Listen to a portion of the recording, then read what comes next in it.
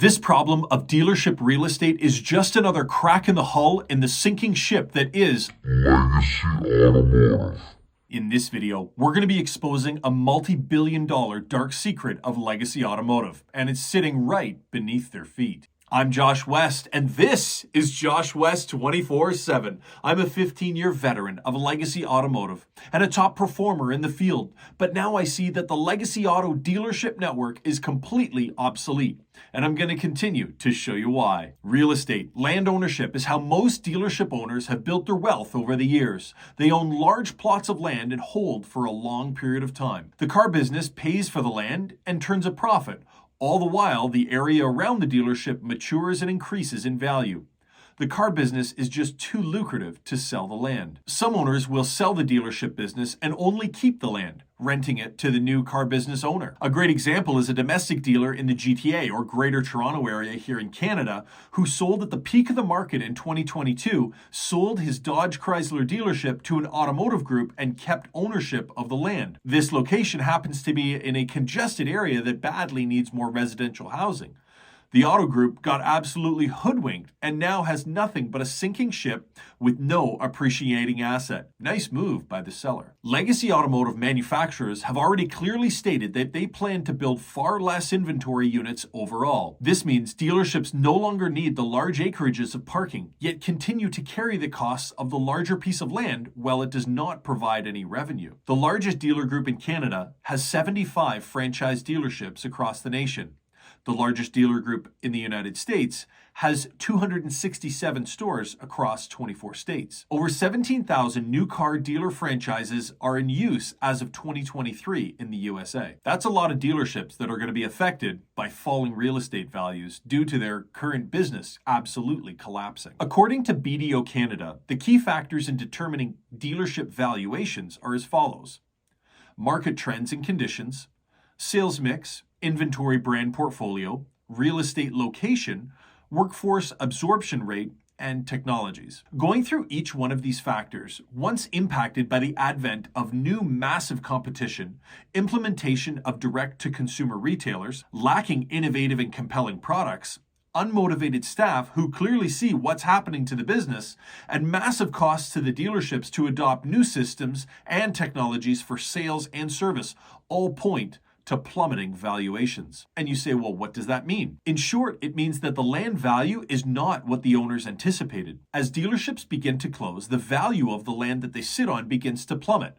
You see, basically, they're just office space and a garage with a huge parking lot. If nobody will use it as a car dealership, what will that land become? Vacant office space is already at record high levels due to the new work from home movement. Prices for these properties will fall due to lack of demand. Valuations for dealership real estate comes down to two factors: price per acre for the land and price per square foot for the showroom and building space. The cost approach creates a valuation based on the sum of the market value of a dealer's land plus the estimated replacement costs to construct the building, including improvements, lighting, pavement, landscaping, etc., less depreciation. The replacement costs are derived from the Marshal and Swift or M&S tables that provide the average per square foot cost breakdown by function, i.e. showroom, service, body shop, etc. If, however, there are no buyers looking to use the property as a dealership, then the M&S or Marshall and Swift tables bear no weight at all. In fact, it's very bad news for dealership landowners. Now you say, well, if nobody wants to buy those dealerships and use them as dealerships, then what will be done with all of this real estate? Many dealerships are located in or near residential high populous areas, lending them to be prime locations for residential buildings. Much work will need to be performed on the land to make it safe to live on, though. High-rise residential requires substantial excavation, which could ease the costs of soil remediation. A more cost-effective option for some of these dealerships would be to convert them or renovate them into self-storage facilities. Auto malls present a specific problem because the repurposing of one location directly affects those in proximity. Possibly there may be large-scale construction projects to build community centers, massive warehouse logistics spaces for the likes of Amazon and such.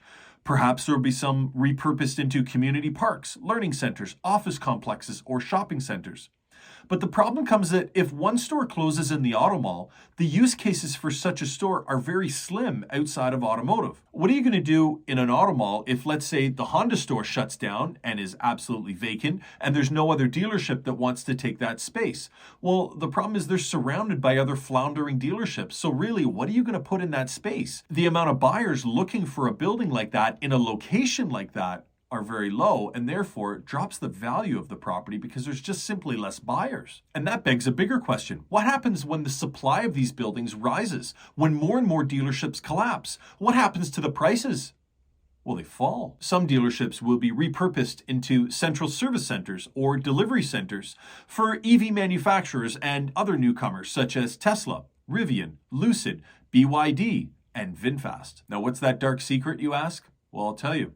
The problem comes is when you want to convert the use of that land that's housed a car dealership on it with internal combustion engines, with a service center, with a service shop that has been leaking chemicals and old oil, brake fluid, coolant, and all the other fluids associated with a vehicle that are very harmful to the environment and have contaminated the land that that dealership sits on. What do you do then? Redevelopment of this land is going to be expensive. The environmental impact will be huge. Remediation and bioremediation, a deep cleaning of the soil, will have to be performed, and that does not come cheap.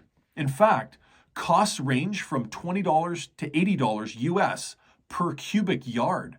How many cubic yards?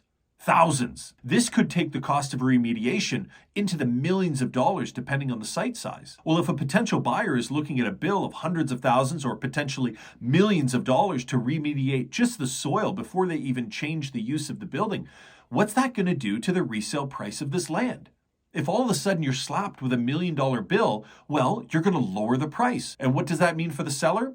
Their land is not worth anywhere near what they thought it was. Additionally, it's not worth anywhere near what the bank thinks that it is either. What does bioremediation treatment mean? Well, there's actually several different techniques that are used, and I'll put a link down below for you to check it out. There's several different bioremediation techniques used, including land venting, biocell treatment, composite treatment, bioventing treatment, bioslurry treatment, and phytoremediation. None of these come cheap. And so where does this problem leave us? Most dealerships own their land, and the largest problem could be the environmental impact for change of use for said land. Dealership repurposing will take on many different faces, but I believe that auto malls face the biggest challenge. As the industry continues to change at an alarming rate, dealer owners are going to find themselves in a bad situation. They're going to realize that the level of equity that they have in their properties is going to be significantly less than what it is in reality. More importantly, conditions can and will change rapidly and violently. And the ones who will go down first are the ones who are over-leveraged. The market can stay irrational longer than they can stay solvent. If you work in Legacy Automotive, you need to take a long, hard look in the mirror and ask yourself, is what I'm doing sustainable? The manufacturers and the dealership owners will show no mercy. They're out to protect themselves. They're out for their own best interests. So if you work in Legacy Automotive, consider a career change, because this career may not even exist as long as you think it will. And if you're watching here and you own a Legacy Automotive dealership and you're thinking about selling, I'd do it as soon as possible. In fact, I'd try and get it done yesterday. This problem of dealership real estate is just another crack in the hull in the sinking ship that is Legacy Automotive. And I'm going to continue to expose and uncover the truth. So stick with me. We'll see you in the next one.